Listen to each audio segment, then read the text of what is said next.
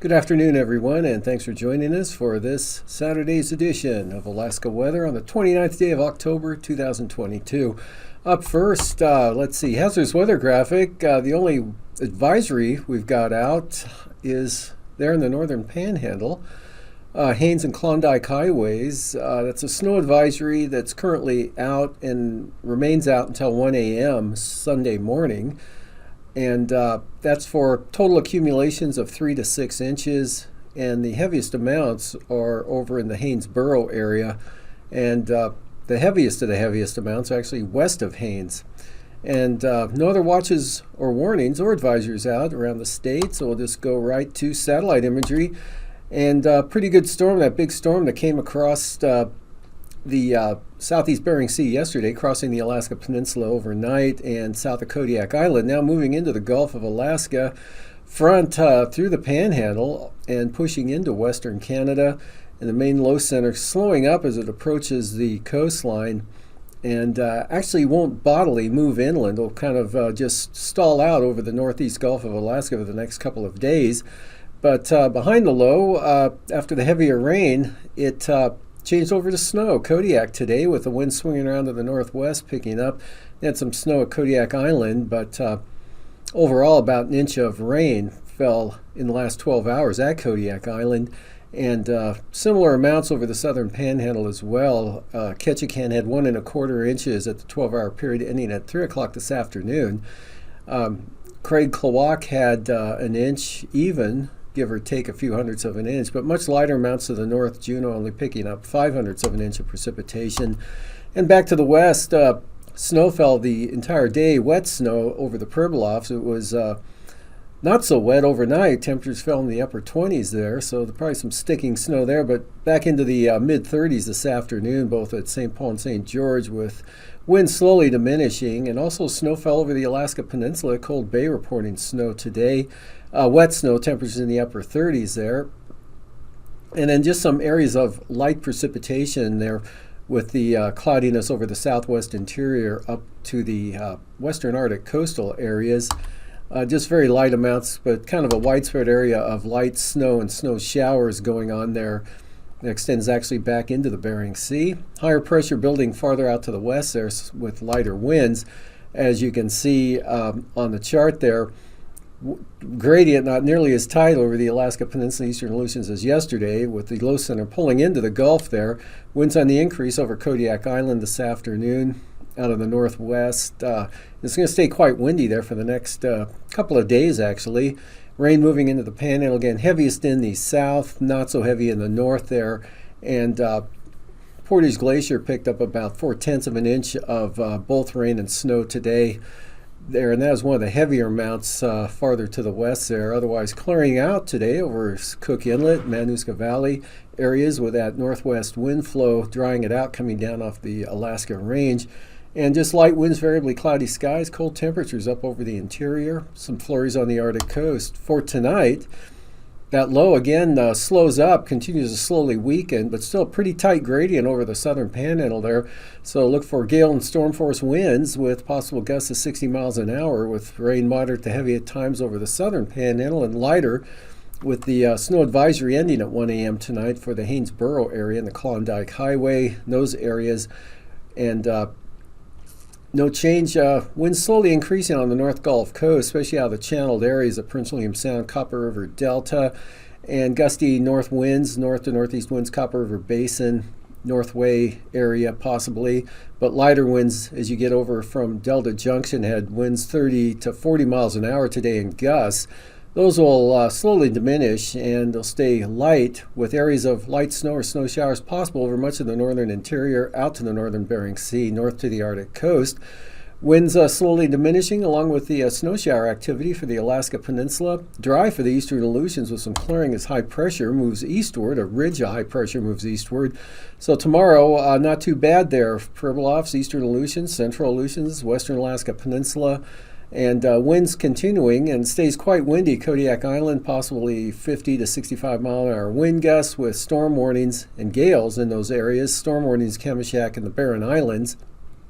Otherwise, wet and windy conditions, but wind slowly diminishing over the southern panhandle areas, but it stays wet over the entire area. Again, heaviest precipitation over the central and southern areas, lighter to the north, and dry and cold over interior Alaska. And then for Monday, next system drifts into the northern and northwest Bering Sea, bringing an increase in the a little bit of an increase in the winds, not much though for the Pribilofs, just kind of a rain and snow pattern trending toward just rain with that southerly wind flow coming up, and some showers over the eastern Aleutians. Winds on the increase, St. Lawrence Island late in the day, possibly some light snow arriving. Otherwise, scattered snow showers along the coastal area, especially the Yukon Delta coast, Norton Sound. Bering Strait, northwest coast with that low off the western Arctic coast keeps a chance of light snow on the west side there, with dry conditions for the central and eastern Arctic coast, with possibly some clearing under high pressure over the northeast interior. Temperatures on the cold side, and maybe some light snow flurries or showers there in the Tanana Valley down to the Alaska Range, possibly McKinley Park, but south of the mountains stays mostly clear and cold. Drier over the panhandle, more of a showery condition, or areas of light rain at times. Becomes a lot more lighter and intermittent on Monday, that low weakening and staying off the central and north coast. And the lows tonight down that way, lower 30s up around Haines and Skagway, otherwise 30s to near 40. Single numbers, Copper River Basin, Kuskokwim Valley, teens, south central Alaska, lower 30s Kodiak Island. And highs tomorrow, mid-30s Kodiak Island, otherwise in the 20s over south central Alaska to lower 30s around Homer. Teens over the Copper River Basin, Kuskokwim Valley, and upper 30s to mid-40s for the Panhandle, followed by lows, single numbers, and teens over much of the Kenai Peninsula, Copper River Basin, Kuskokwim Valley, lower 30s for Kodiak, upper teens Bristol Bay, 30s for the Panhandle, highs in the 40s for the southeast coast, upper 30s Juneau on up to Haines, and 20s, teens and 20s, southern Alaska, upper 30s Kodiak Island, and lows tonight, 5 below to 5 above over the interior, milder out toward the Bering Strait and the Arctic coast, followed by highs, single numbers and teens, mid-teens there around Tanana, upper 20s for the Seward Peninsula, followed by lows, 12 below at Arctic Village and much of the northeast interior, eastern north slope, 5 to 15 below. Otherwise, single numbers and teens, and again, 20s out toward the Bering Strait. Same thing for the highs. And out west, upper 20s for the Pribilofs. Otherwise, 30s, highs 30s to lower 40s for tomorrow, and then low. And now, aviation weather around Alaska. Moving on to flying weather. Areas of marginal VFR around the interior there, especially over the east side, and then along the west coast. And then not too bad, southern Bering Sea and Aleutians starting out with VFR flying, except for Shimmy and Attu. Pribilofs marginal VFR along the southwest coast, but Bristol Bay, Kodiak Island, North Gulf Coast, and just about all areas south and east of the Alaska Range, VFR. Into Yakutat, Panhandle east side, and Lincoln Glacier Bay, IFR, otherwise marginal. And for the afternoon, no change for the southeast coast there. Marginal VFR for Yakutat up across the Wrangell Mountains, eastern Copper River Basin with some IFR over toward the border. Marginal VFR wrapping around the Alaska Range there into the Kuskokwim Valley and to a certain extent up into the upper Tanana Valley to the Yukon. But pretty good VFR, southern Alaska, Kodiak, and areas of the Brooks, or all of the Brooks Range, except out west, marginal VFR along the west coast. And the Bering Sea, marginal VFR, and the areas west of Unalaska Island, marginal. Marginal VFR advances eastward to the western Alaska Peninsula Monday morning and extends back toward the western Aleutians and northward to St. Lawrence Island. And then some scattered areas of IFR over the western interior, Noatak Valley, northwest coast, Seward Peninsula, and the Kuskokwim Mountains. and some IFR with some marginal VFR for the Alaska Range. Otherwise pretty good over the interior along the mid and upper Yukon River, right out to the Arctic coast, and south central Alaska, most of the Copper River Basin, Prince William Sound, down to Kodiak. Pretty good VFR flying. And for Monday afternoon, becomes IFR over the western southeast coast, marginal VFR holding over the inside channels, especially toward the eastern border there. Marginal VFR along and north or west of the Alaska Range.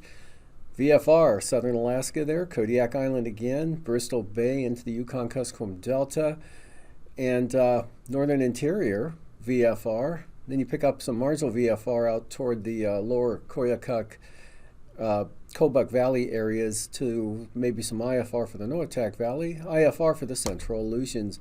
Passes, Anatuvik and Adigan, another VFR day coming up there for both passes, either entrance. Lake Clark and Merrill, possible marginal VFR at times throughout the entire day, especially on the western entrance. Rainy, same forecast, mostly marginal. And for windy, marginal VFR, especially on the north entrance. Isabel, occasionally marginal, as well as Mintasta. Look for occasional marginal VFR. And for Tanita, though, VFR, both west and east entrances. Portage, good VFR tomorrow as well. And for Chilkoot and White, looks like IFR. Freezing levels out west to 4,000 feet, barely on the chart now, well south of the Aleutians, but at the surface just north of the Pribilofs and east of Kodiak Island, hugging the North Gulf Coast, cutting through the Panhandle, 2,000 feet for the northern Panhandle, eastern North Gulf Coast. And for freezing or for icing, areas of light to isolated moderate rime or possibly mixed icing from Yakutat all the way down to Dixon Entrance, pushing east of the border there for the Panhandle. Otherwise, not too bad, just possible light icing there for the Alaska Peninsula along the west coast. And the next batch, mostly out of the forecast area there, just entering the western Bering Sea. And taking a look at the jet stream. Strongest wind flow south of the Panhandle, and out west, though, coming across the western central Aleutians, 100 to 135 knots, northwest 85 across the western Alaska Peninsula. Pretty light over interior Alaska, with weak ridging there over the eastern interior. And at 9,000 feet, upper low there over the along the North Gulf Coast. Another one up over the northwest interior. Strong northwest winds, 40 to 55 knots across the southwest and Alaska Peninsula. 3,000 feet, 60-knot northwest winds through the Kamishak Gap there, southern Cook Inlet, Barren Islands. 40 knots over the southwest interior, extending back up to the western Seward Peninsula there. And turbulence, considerable moderate chop over the southwest part of the state, Bristol Bay, Kodiak Island, Alaska Peninsula, as well as the southern Panhandle, about surface 6,000 feet. Pretty light, though, over the northern interior.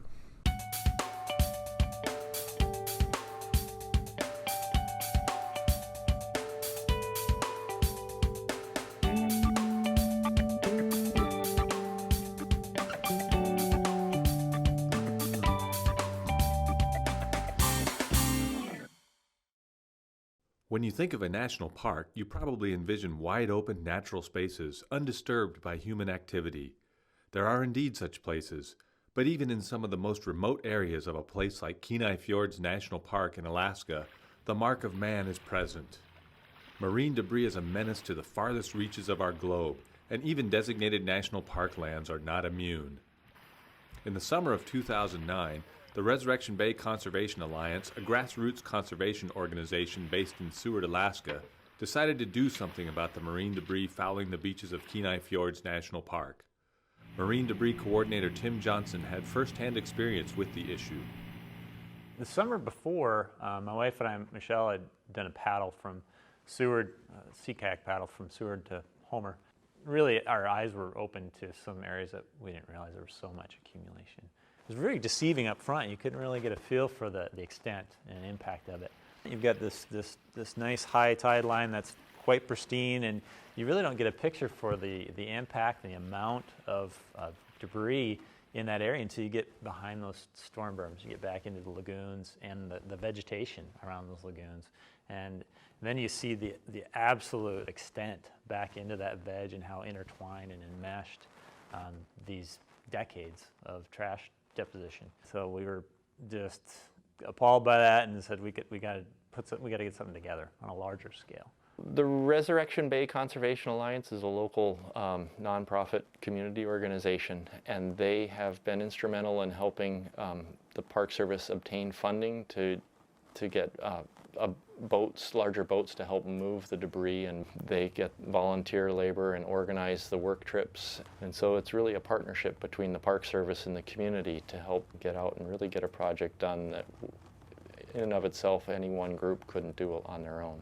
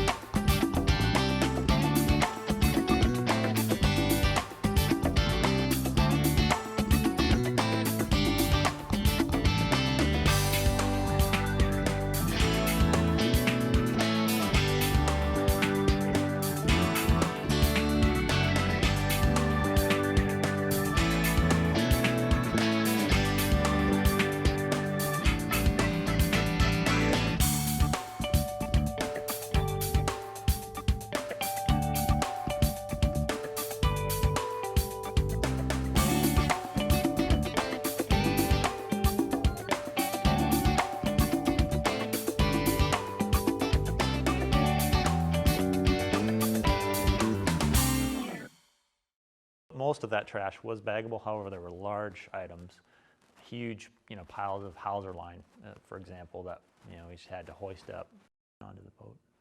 The volunteers didn't just bag, haul, and hoist the garbage, but also carefully recorded what types of debris were collected. In many ways, the debris itself is a resource.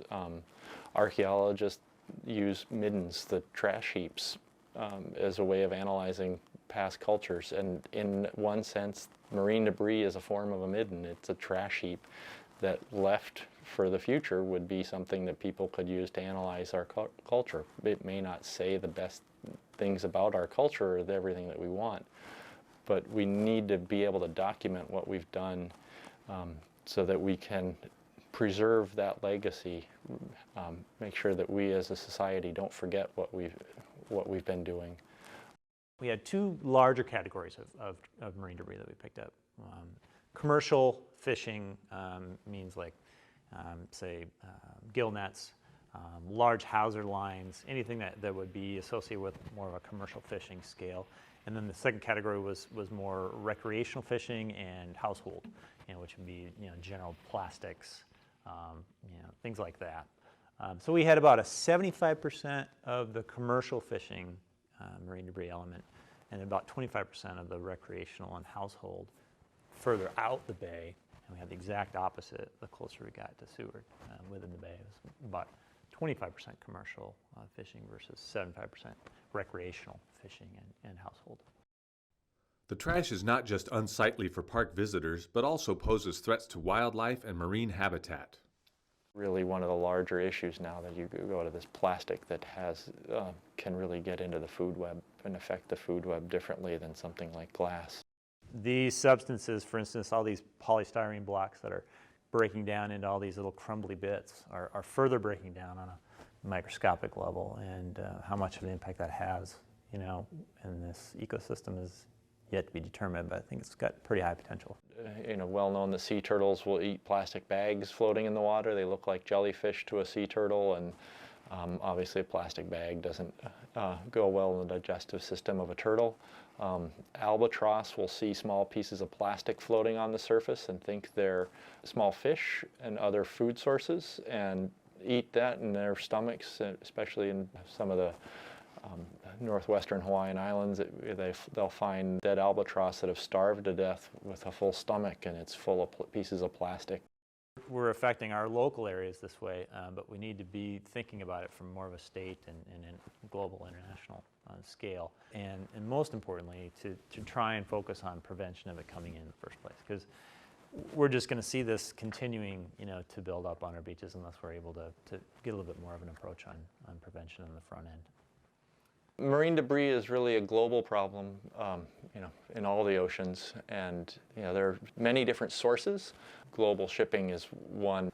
Fishing debris from commercial fishing, recreational boating activity on land, stuff blowing off land, washing down streams, people just throwing stuff on the shore. Though the problem can seem overwhelming, Johnson remains upbeat about making a positive difference. No, you gotta start locally. You gotta take control of what you can do, and make something with that, and try and move on from there. Overall, more than 9 tons of debris was removed from the beaches of Kenai Fjords National Park and transported back to Seward to be deposited in a landfill. People gave a lot to the project in order to make it happen. That was awesome. One of the most amazing experiences I've ever had. Being able to put that large of a group of volunteers together, dedicated volunteers to put that much effort and give that much time and pull all the different agencies together to see it all happen was incredible. It was incredible. Yeah, very fulfilling experience.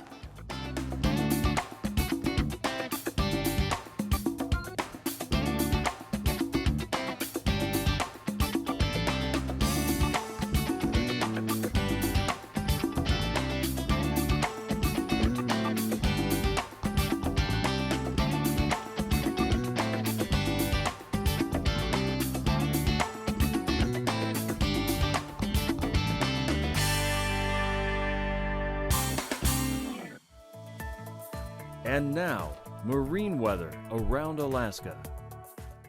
And moving on to the coastal water forecast, we've got storm warnings on the south coast of the Panhandle tomorrow. Southwest winds 45 to 50 knots. No seas at 40 feet. And gale warnings for the central coast, southwest at 40 knots with higher gusts, and northeast 30 knots for the north coast there, up toward Yakutat. Lynn Canal, north winds 20 knots, south winds 35 knots for Stevens Passage, south winds 30 knots for Clarence Strait. And moving on to Monday, lighter winds, all areas on Monday, with east winds 20 to 25 knots on the south coast, south to east winds 20 knots on the north coast, and seas coming down under 20 feet, to under 20 feet. And Lynn Canal, north winds 20 knots, and for the central southern inside waters and passages, southeast winds at 15 knots with 3-foot seas. Prince William Sound for Sunday, northwest winds 25 knots, 6-foot seas. And for the eastern North Gulf Coast, northwest winds 20 knots. Western North Gulf Coast, small craft advisories, northwest at 30 knots. Storm warnings for the Barren Islands and Kamishak Bay, winds northwest at 50 knots. And small craft advisories for southern Cook Inlet, northwest winds at 25 knots, north of 20 for northern Cook Inlet. And for Monday, all of Cook Inlet, looking at north winds at 20 knots, seas 5 feet. North winds at 20 knots also for Prince William Sound. North Gulf Coast, north winds 25 knots, seas 10 feet. Storm warnings continue for the Barren Islands. Northwest winds at 50 knots, and Kamishak Bay just under storm force at 45 knots from the northwest. Kodiak Island, gale warnings Sunday, northwest winds to 45 knots. Gale warnings for Bristol Bay and the Alaska Peninsula. All those areas looking at northwest winds at 35 knots. And then for Monday, winds swing around to the south for the Alaska Peninsula at 30 knots, but still north for Bristol Bay at 30 knots. Kodiak Island, gale warnings continue. Northwest winds 35 to 45 knots, seas 9 to 17 feet. Eastern Aleutians, west to northwest winds on Sunday 20 to 30 knots. Central Aleutians, lighter winds there, 8 AKwx, southwest 15 to 20 knots. And small craft advisories for the western Aleutians, south to southwest winds 25 to 30 knots. And for Monday, western Aleutians, north to northeast winds 25 knots. 8 AKwx, East-southeast winds 30 knots, and for the eastern Aleutians, south to southeast winds 30 to 35 knots with 9 to 12 foot seas. Southwest coast on Sunday, looking at winds from the northwest at 30 knots. St. Lawrence Island, northwest winds 30 knots. Pribilof Islands and St. Matthew Island, northwest at 25 knots, and Norton Sound, west at 20. For Monday, south to southeast winds at 30 knots for the southwest coast, and southerlies at 25 to 30 knots for St. Paul, St. George, and St. Matthew Island. St. Lawrence Island, east winds 30 knots, seas 6 feet, but west 15 knots for Norton Sound, seas at about 4 feet. And for the central and eastern Beaufort Sea coast, small craft advisories, east winds 30 knots, 6 to 8 foot seas. Western Arctic coast, east winds 25 knots, and for the Chukchi Sea, northwest winds 25 knots with 8 foot seas. And for Monday, for the Chukchi Sea, west winds at 20 to 25 knots. Western Arctic coast, lighter winds, southeast at 20 knots. Central coast, small craft advisory, southeast winds 25 knots with 7 foot seas. And eastern Arctic coast, still east but coming down to 20 knots with seas subsiding 4 to 6 feet. And for tonight, over the central northern interior, a couple of troughs and a weak low keep clouds and areas of light snow or snow showers going, especially out along the coast and the Arctic coast, and to a lesser extent over the central and eastern part of the state. But south and west of the Alaska Range, mostly clear skies, strong winds, Kodiak Island, possible gusts 60 miles an hour. Windy for western Cook Inlet and through the passes of western Alaska Range. Windy for Copper River Basin. Wet and windy for the southern Panhandle. And that continues into tomorrow. Cold temperatures and windy conditions southern Alaska. Cold temperatures with light winds and variably cloudy skies central and northern interior. Lighter winds for the Alaska Peninsula. And the next system you can see out over the northwest Bering Sea. Much weaker, pushes eastward, brings some moisture into the Pribilofs and maybe St. Lawrence Island. Still some snow showers over the northwest part of the state, but clear and cold over southern Alaska, drier over the Panhandle. These forecasts are for planning purposes only. Call 1-800-WX-BRIEF for a formal pre-flight briefing. Always file a flight plan before you go flying. The U.S. Coast Guard Auxiliary urges you to leave a float plan with a friend or the harbor master before you go boating.